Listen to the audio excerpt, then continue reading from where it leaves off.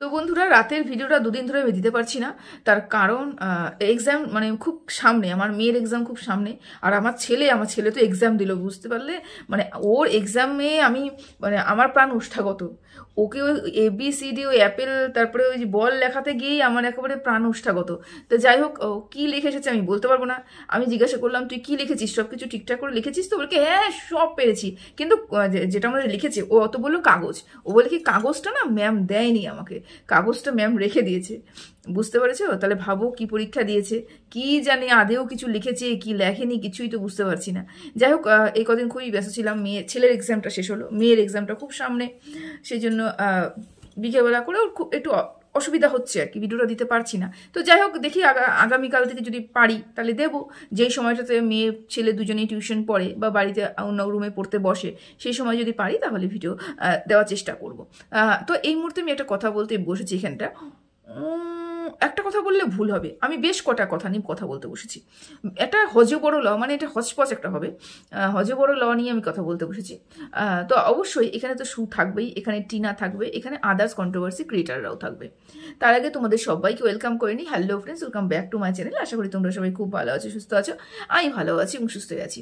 দেখো, আমি যখন প্রথমে এখানে ওয়াইটিতে এসেছিলাম, তো ওয়াইটিতে এসে আমি কিন্তু বুঝতে পারিনি কে ভালো আর কে খারাপ, কে কার বিরুদ্ধে কথা বলছে, কার কি মানসিকতা, আমি কিছুই বুঝতে পারিনি। আমাদের মতন যারা কোনোদিনও ক্যামেরার সামনে আসতেই চাইতো না, ক্যামেরা ফ্রেন্ডলি নয়, প্রচণ্ড ইন্ট্রোভার্ট, এরকম মেয়েদের সাথে, এরকম মেয়েরা ক্যামেরার সামনে এসে কথা বলতে গেলে 10 বার চিন্তা করতো। যাই হোক, আমি সেই পদক্ষেপটা উঠিয়েছি, আমি সেই ভিডিওটা করতে শুরু করেছি। হ্যাঁ, সাকসেস কবে পাবো আমি জানি না, তবে ভিডিওটা তো করতে শুরু করেছি। তোমাদের ভালোবাসা কিছু হলেও তো আমি পেয়েছি, এটা অর্জন করেছি। যখন আমি ওয়াইটিতে আসলাম তখন দেখলাম যে এখানে সবাই দুটো দল।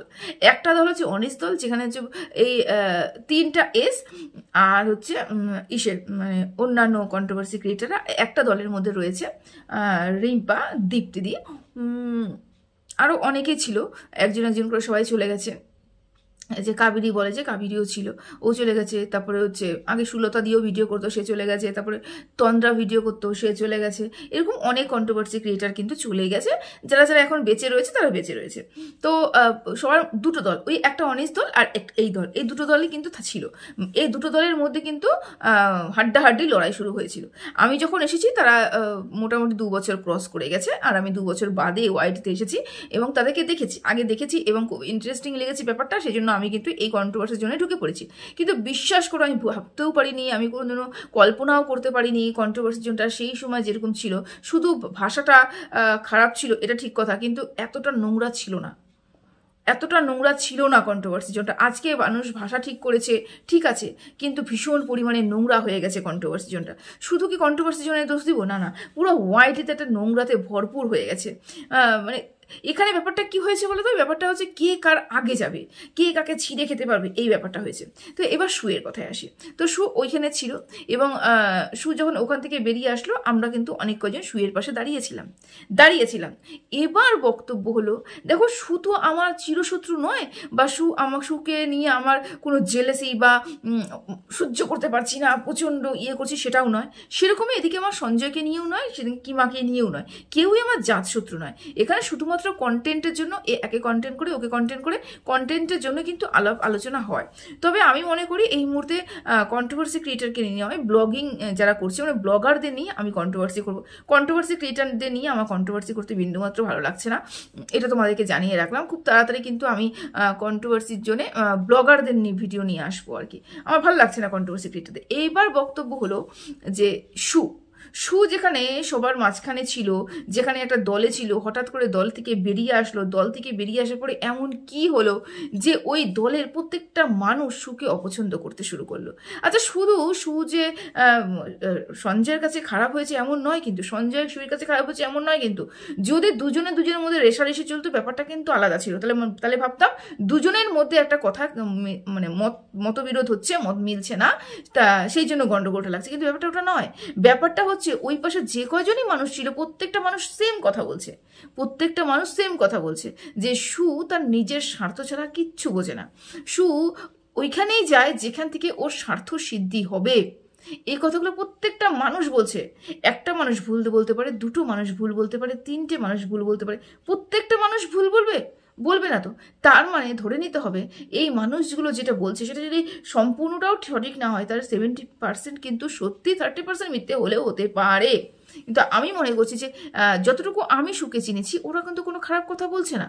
ওরা কিন্তু সুকে যথাযথ মানে চিনেছে, এবং ওর মানে ওকে আমি যতটুকু চিনেছি আর কি। দেখো, এটা তো ঠিক যে শুয়ের পাশে এসে আমি দাঁড়িয়েছিলাম, এটাও ঠিক শুয়ের হয়ে ভিডিও করতাম, তার মানে এটাও ঠিক, সেটাও যেরকম চরম, এগুলো যেগুলো চরম মানে সত্যি, সেটা এটাও কিন্তু চরম সত্যি যে সুকে ভিডিও করে যে আমি কোনো উপকার পাইনি তা নয়।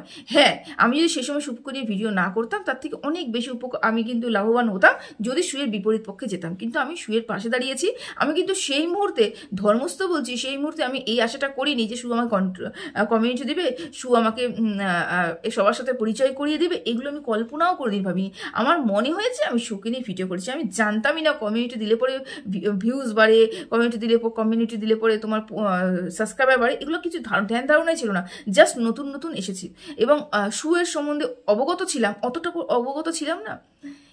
তো এই যে এই কথাগুলো আমি কেন বলছি, এই যে এত কথা পুরনো কাসন দিয়ে আমি কেন ঘাটছি, তার কারণ একটাই, যে একটা মানুষকে যখন প্রত্যেকটা মানুষ ঘিরে ধরেছে এবং প্রত্যেকটা মানুষ বলছে তুমি স্বার্থপর, তুমি স্বার্থপর, তুমি স্বার্থপর, তখন মনে করতে হবে মেয়েটার মধ্যে এমন কিছু রয়েছে, ওই মানুষটার মধ্যে এমন কিছু রয়েছে, বা ওই মানুষটার ব্যবহারে এমন কিছু লক্ষ্য করা যায় যেটাতে অপোজিট পক্ষের মানুষগুলো ওকে স্বার্থপর বলতে বাধ্য হয়।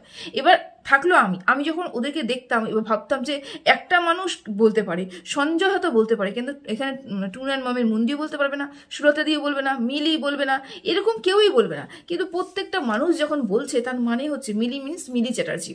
তো প্রত্যেকটা মানুষ যখন সুয়ের বিরুদ্ধে কথা বলছে তখন নিশ্চয়ই কোনো কিছু আছে। তবে ভাবতাম যে না না না, সু সবসময় বলে আমি অনেস্ট, আমি অনেস্ট, আমি অনেস্ট, আমি সুয়ের প্রভুক্ত হয়েছি। যাই হোক, আমি সেটা বলবো না যে ও আমাকে বলেছে, আমি স্বইচ্ছাই করেছি। তো এই যে সুর সাথে ওদের একটা গন্ডগোল, তখন থেকে তো আমি বুঝতে শুরু করলাম যে কেন একটা মানুষের উপরে টার্গেট, কেন মানুষটার, সেই নিয়ে প্রতিবাদ প্রচুর করেছি। কিন্তু যখন ওই ঘটনাগুলো আমার সাথে ঘটলো, আমি তখনই ভাবলাম যে এই মানুষটাকে বিশ্বাস করা যেতে পারে না, এই মানুষটাকে বিশ্বাস করা যায় না। তোমরা জানবে কিনা আমি জানি না, না তোমরা হয়তো জানোও না, যে ওর উপরে যখন কেসের বর্ষা হচ্ছিল, ওখানে যখন MSL এর হয়ে যখন দীপ্তিদির চ্যানেলে প্রচুর ভিডিও নামছিল, আমি রীতিমতন কান্না করেছি, রীতিমতন কান্না করেছি। অনেকে বলবে এই ভালোবাসা নাকি মুরগি পোষার মতন, ভালোবাসা এরকম হয় না। আমি জানি না ভালোবাসা এরকম হয় কি হয় না, প্রচুর পরিমাণে সহানুভূতি তার প্রতি আমার ছিল, প্রচুর সহানুভূতি ছিল। ওর চ্যানেলে মানে সরি ওর হোয়াটসঅ্যাপে আমি কান্না করতে করতে ভরিয়ে দিয়েছি, কেন ওর প্রতি আমার এতটা সহানুভূতি ছিল। কিন্তু বিশ্বাস করো, সম্পর্ক না একদিকে ধরে রাখলে পরে হয় না, সম্পর্ক দু তরফ থেকে দরকার, মনের সম্পর্ক দু তরফ থেকেই দরকার। কন্ট্রোভার্সি ক্রিয়েটার পরে আগে মানে কন্ট্রোভার্সির জন্যই অবশ্যই দেখা হয়েছে, কিন্তু আমি মনে করেছি যে না, কন্ট্রোভার্সিটা পরে, কিন্তু ও একটা মানুষ, ওকে সবাই ঘিরে ধরছে, ওর একটা সমস্যা রয়েছে, ওকে এগিয়ে যেতে হবে। প্রচুর প্রচুর প্রচুর কান্না করেছি, প্রচুর ইমোশনস ব্যয় করেছি। কিন্তু বিশ্বাস করো, যার জন্য ইমোশনস ব্যয় করেছি, যার জন্য এত কান্না করেছি, যার জন্য এত কষ্ট পেয়েছি, তার ভ্রুক্ষেপও ছিল না, তার বিন্দু মাত্র চিন্তা ছিল না আমার জন্য, বিন্দু মাত্র চিন্তা ছিল না। আমি যদি কোনো মেসেজ করতাম, সেই মেসেজের রিপ্লাই পর্যন্ত পেতাম, আমি করতামও না। আমি ভীষণ পরিমাণে, আমি না, আমার মধ্যে কুটকে আত্মসম্মান বোধ ভরা, কুটকে ভরা এরকম ব্যাপার। মানে ঠাকুর যত আত্মসম্মান বোধ সব আমার মধ্যেই দিয়ে রেখেছে। আমার বাড়িতে আমার হাজব্যান্ডকেই আমি হয়তো দুটো কথা বলি না, এত এত মানে কুটকে আমার মধ্যে আত্মসম্মান বোধ ভরা।